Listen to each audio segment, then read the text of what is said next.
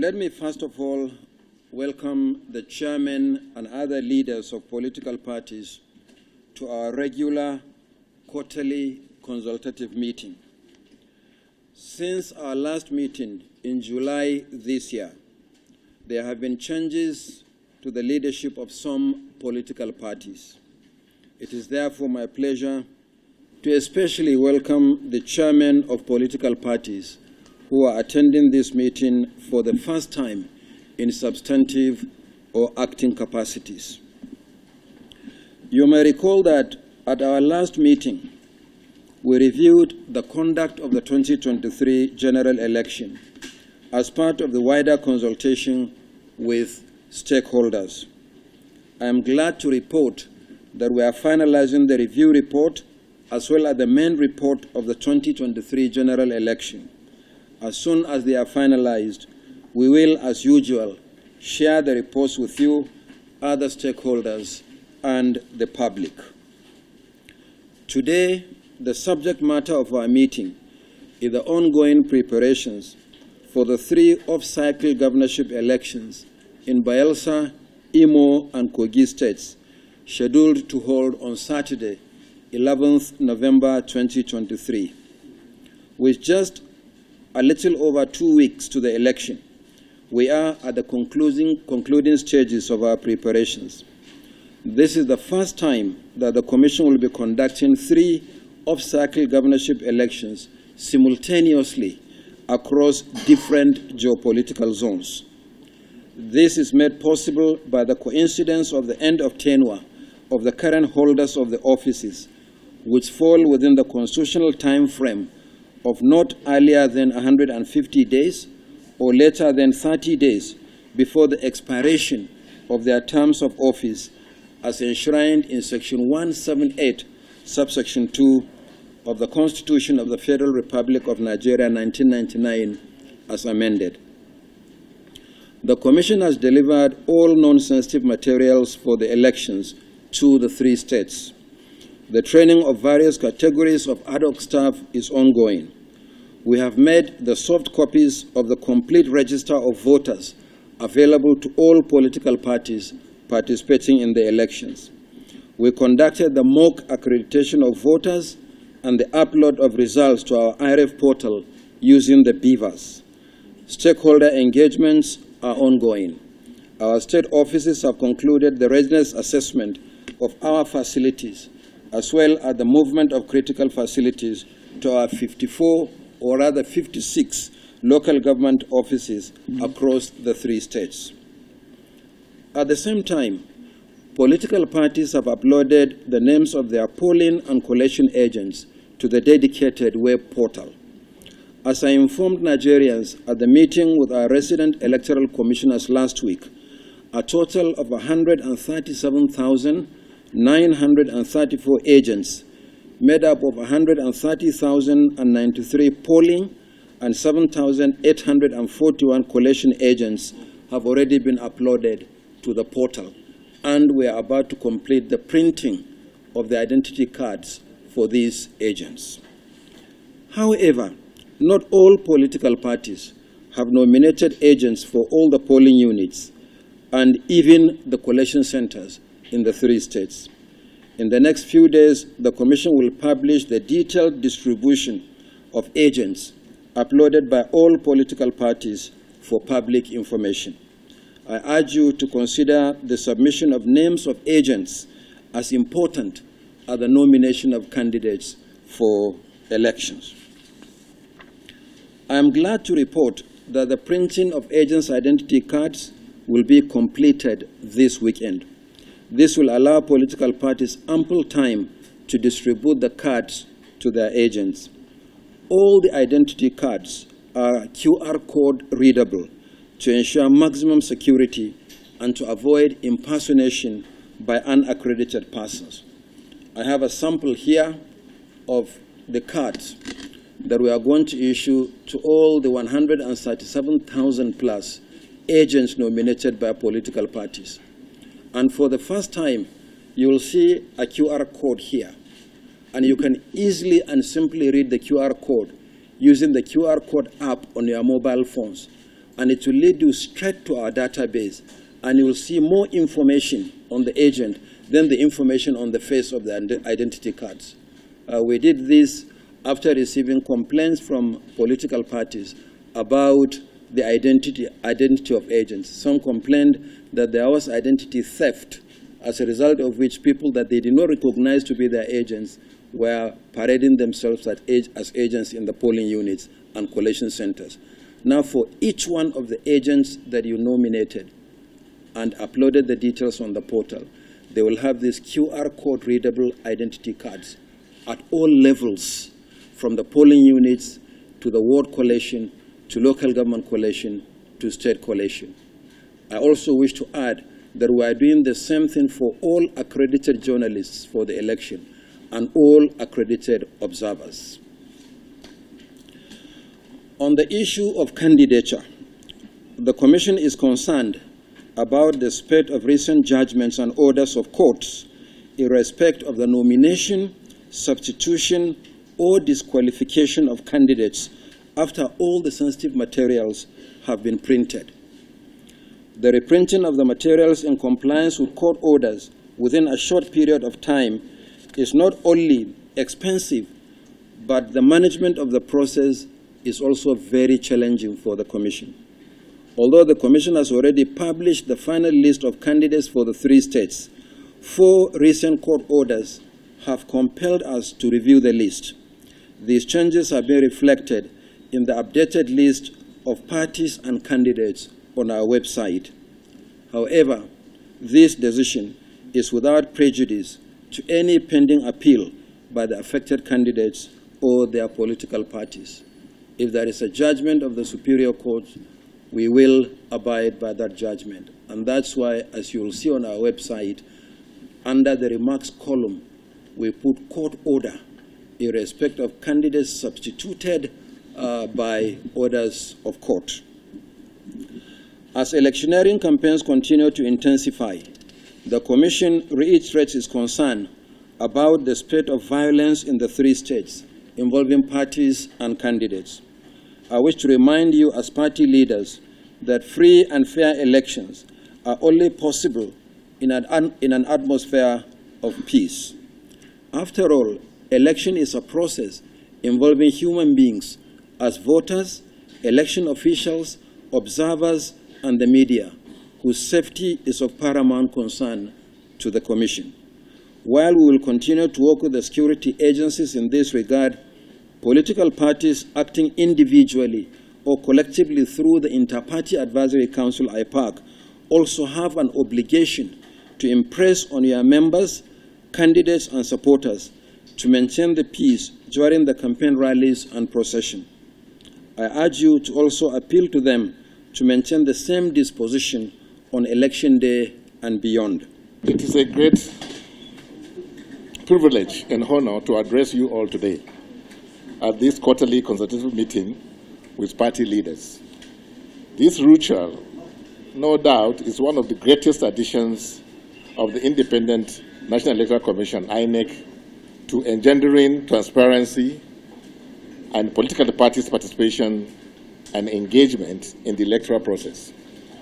As we gather here in preparation for the off-season elections in Imo, Kogi, and Bayelsa states, scheduled for November 11, 2023, I would like to, on behalf of all political parties in Nigeria, request INEC to seize the opportunity of these elections to deal with the issue of confidence among the citizenry following the outcome of 2023 national elections. The 2023 national elections presented us with numerous challenges and controversies, leading to enormous challenges in our electoral process. It is essential for INEC, as the custodian of our democracy, to address this issue comprehensively. To reaffirm citizens' confidence, INEC must continue to demonstrate impartiality, transparency, and a commitment to conducting free, fair, and credible elections. This is not only a moral imperative, but a necessary step towards preserving the integrity of our democratic process. There is no doubt that INEC is showing its best efforts in the preparations in spite of obvious incumbencies. However, a lot more needs to be done to ensuring that elections in Nigeria are hitch-free, credible, and substantially comply with provisions of the controversial 2022 Electoral Act. Furthermore, I challenge INEC to work diligently in persuading our security agencies to play by the rules of engagement and resist the temptation of being used by desperate politicians. The involvement of security agencies in the electoral process, when it becomes unavoidable, must be based on professionalism, neutrality, and a commitment to the defense of our democracy rather than partisan interest. The citizens must feel secure in their participation in the electoral process, knowing that their safety and security are assured. The present precarious state of insecurity in the country, and in particular, the 3 states where the November 11, 2023 off-season elections will be taking place, poses a real threat to full participation of the citizens in the exercise. It is also of paramount importance that INEC ensures the timely and secure delivery of both sensitive and non-sensitive electoral materials to the states. Delays or mishandling of these materials can lead to suspicion and undermine the credibility of the entire election. We must work collaboratively to guarantee that these materials reach their destinations without any hitches. As we prepare for the upcoming off-season elections, let us recommit ourselves to the principles of democracy, fairness, and transparency. The challenges we face are not insurmountable, but they require a collective effort from all stakeholders involved in the electoral process. We must uphold the tenets of our democracy and work towards ensuring that the voice of the people is heard and respected through the ballot box. I employ all political parties, civil society organizations, and all citizens to play their part in creating an environment that fosters trust and confidence in our electoral processes. Together, we can ensure that the peoples will prevail and that our democracy continues to grow stronger. May I seize this opportunity to update political parties, leaders, and brief the Commission of some of the programs initiated by the Council as part of the efforts towards deepening our nascent democracy. We have commenced the first IPAC peer review of elected leaders. IPAC, as a critical stakeholder and incubators of the leadership of the country at all levels and tiers of government, is putting in place a mechanism that will ensure that the political leadership at all levels of government achieve the SDGs in their constituencies in every context. At the national level of governance, the mechanism will be applied in ensuring that the legislature performs its statutory functions of lawmaking, oversight, and effective representation of the people. It is believed these will put the federal government on its toes to discharge its fundamental responsibilities of providing security and welfare for the people of Nigeria. The peer review mechanism seeks to sensitize and mobilize state governors and national leadership on the target of the Sustainable Development Goals, the SDGs, as they implement party manifestos. It will interrogate the parameters and indicators for measuring the achievement of the SDGs in the states of the Federation. In addition, it will assist national and subnational government to foster good governance and accelerate the pace of their development through periodic reviews of progress in the implementation of the SDGs. It will also encourage experience sharing among states and reinforcing the commendable and innovative practices unveiled in the peer review process, as well as provide an opportunity for the state governments to highlight their achievements and share their areas of challenges for necessary intervention. We have also initiated the IPAC Situation Room, powered by Election Result Management System. Over the years, we have seen the election processes abused, monetized, or brutally corrupted, and the declared results being sharply disputed. We have also noted that over 80% of declared election results have had to be resolved through tribunals and court processes. From our study, this ugly development is directly attributable to the quality of agents representing political parties at the polling units and collection centers. These agents are mostly poorly trained, easily compromised, or outright fraudsters, who in some instances would not even submit to the party or the candidate the Form EC8 issued by INEC and signed by all the relevant stakeholders at the conclusion of the exercise at the polling units. The ERMS will minimize or eliminate the menace of the agents and other representatives of political parties in the process.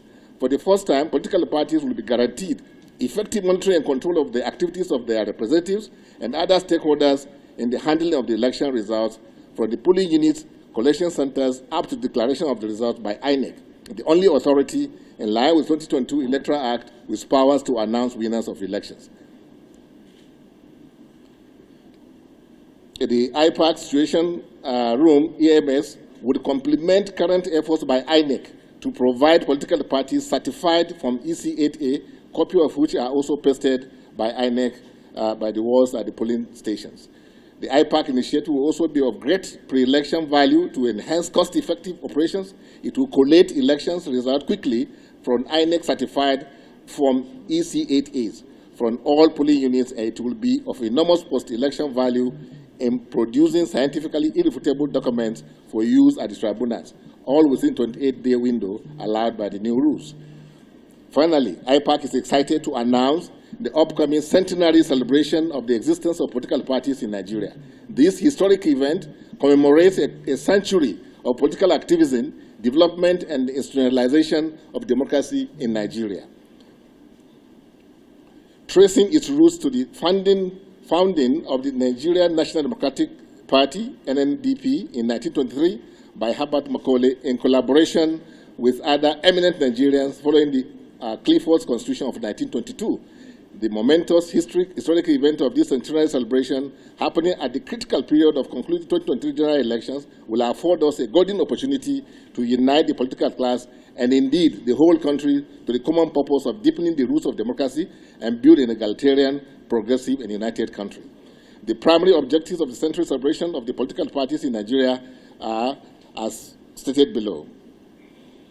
Glowing tribute will be showered on the pioneers and icons of Nigerian politics who have shaped the nation's political landscape, foster a unity of purpose and nationalism. We therefore request party leaders and the Commission to support the realization of these laudable programs. I wish to, on behalf of the Council and General Assembly, once again appreciate the Chairman, Professor Mahmoud Yakubu, for the sponsoring of the IPAC first election observation mission in the Liberia election. This gesture is another testimony to the untiring efforts of the INEC chairman at building a formidable and well-informed political class in Nigeria. We are proud of you, sir, and your team. The preliminary report of the mission was released to the media a few days, while the full report will soon be published. Thank you for your attention, and may these off-season elections in Imo, Kogi, and Bayelsa states be a testament to our commitment to a better democratic Nigeria. Thank you very much.